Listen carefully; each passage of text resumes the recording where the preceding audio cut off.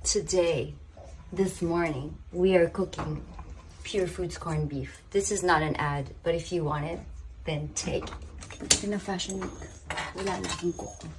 Bawang sibuyas. Tapos meron na siyang bawang sibuyas. Pinalagay ko na dyan kay Sir Ramon.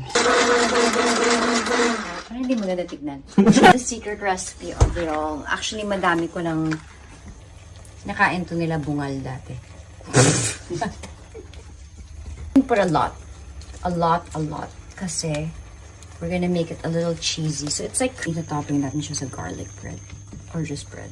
You only crack it if you have magic powders. Tayo mga herbs. Mga gutom? Anything that you put cheese on, masarap. I miss cheese. So this is brioche. Iba talaga yung brioche. Did I even pronounce it right? Because it's super smooth.